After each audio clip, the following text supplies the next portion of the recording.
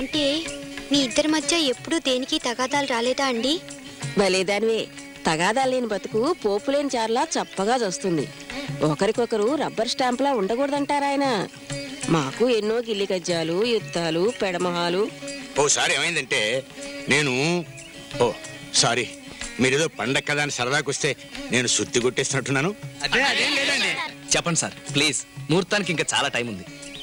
All right. వందల నుంచి లక్షలకు చేరిన రోజుల్లో ఓసారి పాత చీర ఏదైనా ఉంటే ఇవ్వండి అమ్మగారు అని పని మనిషి అడిగితే ఓ చీరిచ్చా.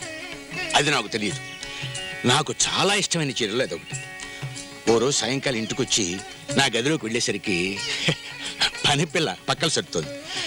సంజయ్ వెలుగులో ఆ చీర చూసి మా ఆవిడ అనుకున్నాను, ఏమిటే వాళ్ళు ఈ చీర కట్టావని భుజమే చేవేశాను. పని పిల్ల అదిరిపడి వెనక్కి తిరిగి చూసింది. నేను కంగారు పడి వెనక్కు తిరిగాను. అప్పుడే గదిలోకి వస్తున్న మా ఆవిడ ఇది చూసి గిరుక్కుని తిరిగి వెళ్ళిపోయింది. మీరు ఇది సంగతి అని చెప్పినా నమ్మలేదా? ఆవిడ అడగంది నేనేలా చెప్పనయ్యా? ఆవిడ అడగలేదు, నేను సంజయ్కి చెప్పలేదు. నేనేమని అడగలను? ఇంత పాడుబుద్ధి ఏమిటని బాధపడ్డాను. ఆయన చెప్పొచ్చుగా, చెప్పలేదు. 15 రోజుల పాటు ఈ సైలెంట్ యుద్ధం సాగింది. ఆవిడ అన్నం వడ్డించి అటు తిరగడం, నేను ఇటు తిరిగి 2 మెతుకులు మింగి పారిపోవడం. బతుకు నరకప్రాయమైపోయింది. నన్ను నిలదీసి అడగొచ్చు కదా, అడగలేదు. అంటే నేను పాపిష్టి పని చేశాను నమ్మినట్టే కదా. నాకు కష్టం వేసింది, కోపం వచ్చింది. మీరెప్పుడు అడిగారు? ఇప్పటికీ అడగలేదు. అడిగే అవసరం లేకుండా ఆయనే జవాబు ఏర్పాటు చేశారు. ఓనాడు సాయంత్రం ఆఫీస్ నుంచి రాగానే ఇంట్లో రాకుండా లాన్లో కూర్చున్నారు. అర్జెంటుగా టీ పట్టరమ్మని నౌకరితో కబురు చేశారు. నేనా పూజలో ఉన్నాను. వెంటనే వెళ్ళకపోతే అలిగి టీ వద్దంటారు. పూజ మానేసి టీ తీసుకువెళ్ళాను. ఆయన కుర్చీలో వెనక్కి జారబడి కళ్ళు మూసి కూర్చున్నారు. పూజలో ఉన్నాను, లేస్తే దేవుడి కోపం, లేచి రాకపోతే మీ కోపం, మీకన్నా ఆ దేవుడే నయం అంటూ ఆయన కూర్చున్న కుర్చీ చేతుల మీద కూర్చున్నాను. కుర్చీలో మనిషి అమ్మగారు అంటూ దిక్కులేసి దండం పెట్టి పారిపోయాడు. అంటే అంటే ఆయన సూటు బూటు తొడిగించి పనివాడిని కూర్చోబెట్టారన్నమాట. నే కంగారు పడి పక్కకు చూసా. చెట్టు చాటున అలాంటి సూటు బూటులోనే ఉన్న మావారు నా కేసు చూసి నవ్వుకుంటూ వెళ్ళిపోయారు. ఆయన మిమ్మల్ని ఏం అడగలేదా? నేను అడగటానికి అసహించుకున్న ప్రశ్నకి ఆయన జవాబు అలా ఇచ్చారన్నమాట. కంటికి కనిపించేవన్నీ కనిపించినట్టే ఉండవు.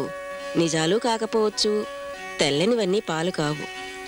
ఏదైనా కాపురానికి పునాది నమ్మకం, గౌరవం.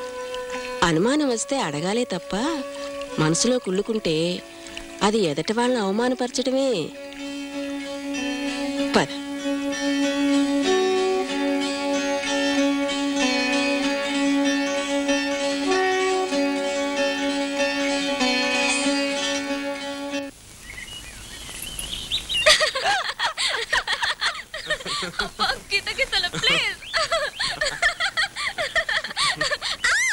షటప్ బాస్కుట్టి. బాస్కుట్టియా అంటే? బాస్కుట్టి అంటే బాసు గారి కూతురు. ఓహో, అందుక కేకే ఎప్పుడు నన్ను బాస్కుట్టి బాస్కుట్టి అని పిలుస్తాడు.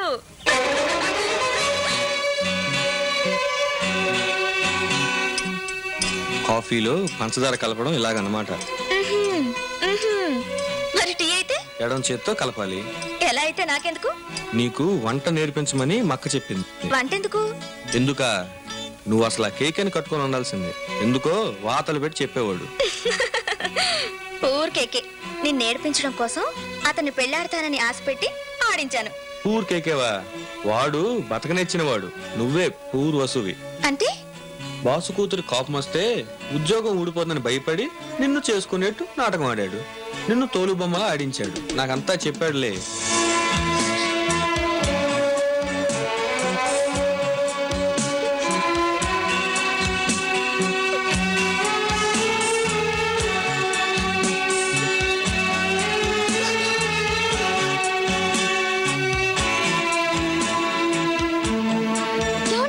వస్తున్నా.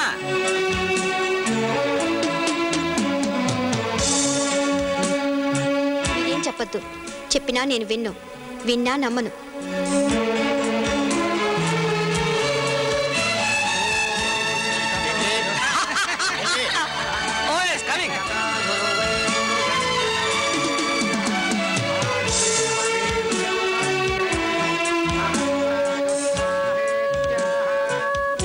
అలాగే సార్.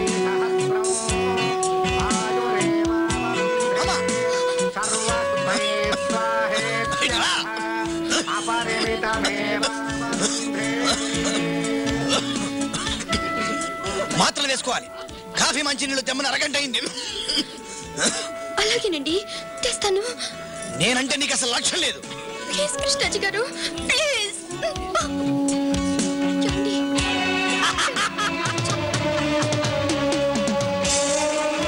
నేను కూడా సంజాషీలు ఉంటాయా? ఉంటాయి, ఉన్నాయి.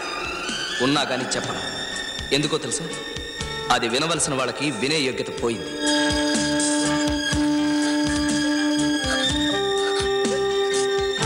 శంకరారు నిలబడండి. అమ్మా ఒక్కడుగు వెనకవేయండి. మామగారు రండి. ఆదర్శ దంపతులు, అగ్రతాంబూలం మీదే. ఏమండి? ఎక్కువసేపు నుంచోలేను. మాత్ర కూడా మింగలేదు. సార్, మిస్టర్ కేకే, 1 సెకండ్. కొంచెం అలా ఉండమ్మా. నువ్వు రాయిలే, నీతో అక్కడి నుంచో.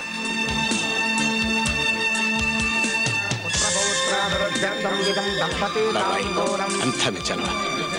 కాదు, దేవుడి దయ, అమ్మాయి చేసిన పూజలు.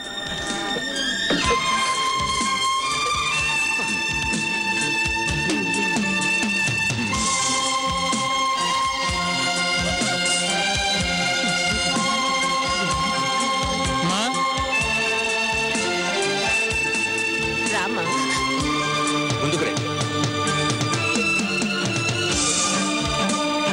రామా, వచ్చి తాంబూలం అందుకు. ఏమండి?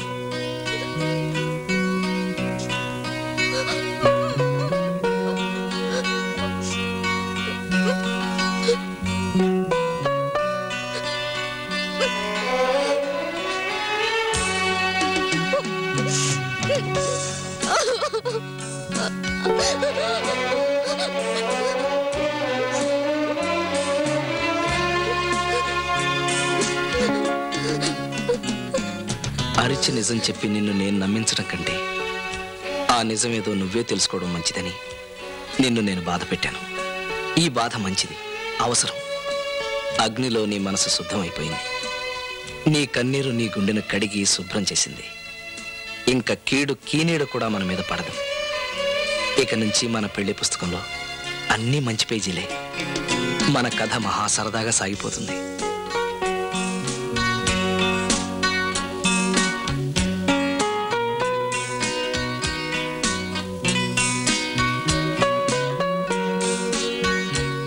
సార్, మేమిద్దరం ఒక అబద్ధం ఆడి 2 నిండు ప్రాణాలను కాపాడాలనుకున్నాం. అగ్ని సాక్షిగా పెళ్లి చేసుకున్న భార్యాభర్తలు మీరిచ్చే పెద్ద జీతాలు కాసిపడి మొగుడు పెళ్ళాం కాదని అబద్ధం చెప్పాం. ఇప్పుడు మా పెళ్లికే గండం వచ్చింది.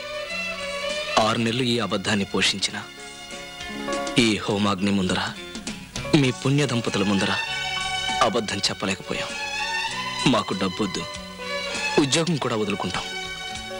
మేం కోరేది మమ్మల్ని క్షమించమని. నేను తెలిసే కాదు, తెలియక కూడా తప్పు చేయనని నాకు ధీమా, ఓ పొగరు. కానీ తప్పు చేశానని తెలిసాక మాత్రం బుకాయించను. సిగ్గు లేకుండా తప్పు చేశాను అని ఒప్పేసుకుంటాను. ఇప్పుడు ఒప్పుకుంటున్నాను. మీ బతుకులతో చెడుగుడాడినందుకు గాను నా తప్పుకు నేనే జరిమానా వేసుకుని మీకు 1,00,000 రూపాయలు ఫైన్గా చెల్లించుకుంటున్నాను. అమావాస్య పెళ్ళంటే ఇలాంటి స్నేహం. స్నేహానికి పునాది నమ్మకం, గౌరవం. విడిపోవాలనుకున్నా వీలివ్వని గట్టి బంధం. మీరు కూడా ఇంత చక్కటి దంపతులుగా బతకాలి. తెలిసిందా? అవును, నీకు ఆ కీమోజీ కూడా ఎలా తెలుసు? నారాయణ